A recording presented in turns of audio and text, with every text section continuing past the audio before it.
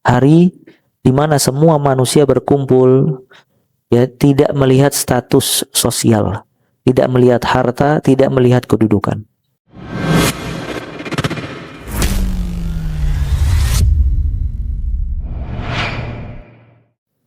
Di antara dalil yang menunjukkan kalau 10 hari pertama di bulan Dzulhijjah merupakan hari yang paling dicintai oleh Allah Azza wa Jal, yaitu firman Allah Azza wa Jal dalam surat Al-Fajr ayat 1 dan 2. Allah Ta'ala berfirman, wal fajr wa layalin ashr.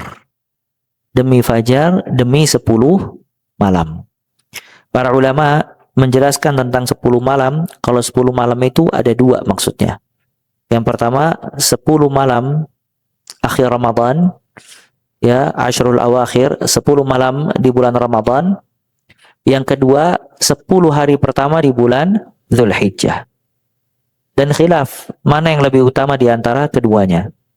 Sebagian ada yang mengatakan kalau 10 hari terakhir di bulan Ramadan lebih utama dibandingkan 10 hari pertama di bulan Dzulhijjah. Sebagian lagi mengatakan kalau bulan Dzulhijjah jauh lebih utama dibandingkan 10 hari terakhir di bulan Ramadan. Dan ini yang diisyaratkan oleh Syekh Muhammad Ibn Shalih Al-Utsaimin rahimahullah. Dan ada yang mengatakan kalau malam-malam harinya itu lebih utama 10 hari terakhir di bulan Ramadan. Kalau di siang harinya itu lebih utama 10 hari pertama di bulan Dzulhijjah. Karena 10 hari terakhir di bulan Ramadan itu ada malam Lailatul Qadar. Sedangkan 10 hari pertama di bulan Dzulhijjah itu ada wukuf di Arafah. Al-muhim, ya, baik 10 hari pertama di bulan Dzulhijjah atau 10 hari terakhir di bulan Ramadan, setiap di antara kita berusaha untuk bisa, ya, memaksimalkan ibadah di hari-hari tersebut. Dan di 10 hari pertama di bulan Dzulhijjah terkumpul semua amalan. Amalan-amalan yang besar. Seperti sholat, puasa, ada puasa sunnah. Dan juga orang yang tidak haji, dia puasa di tanggal berapa? 9 Dzulhijjah. Kemudian sedekah. Dan juga terkumpul haji. Di situ ada haji. Ya, rukun Islam yang besar, ya, haji itu di 10 hari pertama di bulan Dzulhijjah. Karena inti dari haji wukuf di Arafah. Sebagaimana sabda Nabi SAW, al-hajju Arafah. Inti dari haji adalah Arafah. Ya. Makanya biasanya sama polisi kalau udah lewat dari hari Arafah nggak dijaga lagi sama dia, nggak ketat. Karena orang yang tidak dapat wukuf di Arafah gugur. Ya. Dan dia ketatnya dari sebelum wukuf sampai di hari wukuf. Setelah wukuf, ya, agak longgar karena dia tahu inti dan puncaknya haji adalah Arafah. Hari Arafah, hari yang sangat agung, yang sangat besar. Hari di mana semua manusia berkumpul, ya, tidak melihat status sosial, tidak melihat harta, tidak melihat kedudukan. Semuanya berpakaian yang sama, kain ihram berwarna putih, semuanya wukuf di padang Arafah yang sama. Ya. Makanya hari tersebut hari yang agung, hari yang sebaik-baik doa dipanjatkan oleh seorang muslim pada hari tersebut.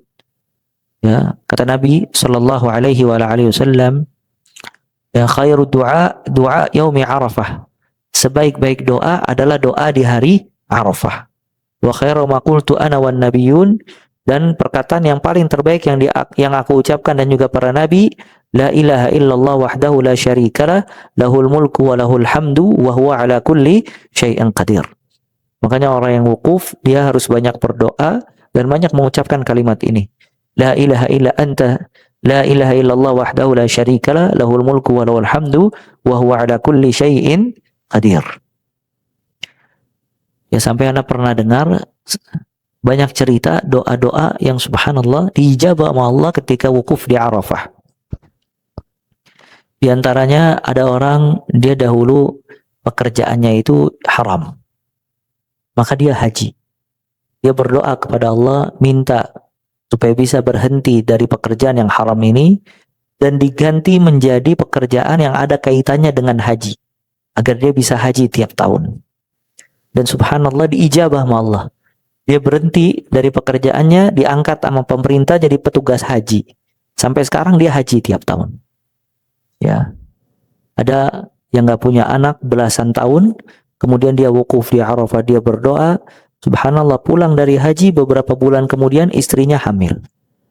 Ini menunjukkan hari Arafah hari yang agung, karena seseorang menghabiskan hartanya, waktunya, tenaganya, pikirannya, semuanya hanya untuk sampai wukuf di Arafah. Antum bayangkan bagaimana besarnya kedudukan orang yang wukuf di Arafah. Ya, kata Nabi Shallallahu Alaihi Wasallam di dalam hadis, "Ma min yaumin akthar min an yu'tiqallahu fihi 'abdan minan nar yaum Arafah." Tidak ada hari yang paling banyak Allah memerdekakan hambanya dari api neraka seperti hari Arafah. Jadi orang yang wukuf dan hari Arafah itu hari yang paling banyak di dalamnya itq minan nar, dimerdekakan oleh Allah dari api neraka. Wa innahu latadnu, sesungguhnya Allah sangat dekat pada hari Arafah kepada hamba-hambanya. Allah thumma yubahi bihimul malaikah. Kemudian Allah banggakan orang-orang yang wukuf di hadapan para malaikat. Ma arada haula, kata Allah, apa yang diinginkan mereka. Artinya Allah banggakan orang-orang yang wukuf di Arafah pada hari. Dalam riwayat lain disebutkan, innallaha yanzil ila sama'id dunya fayubahi bihimul malaikah. Allah Ta'ala turun ke langit dunia pada hari wukuf di Arafah. Kemudian Allah banggakan semua hamba-hambanya yang wukuf di Arafah di hadapan para malaikat.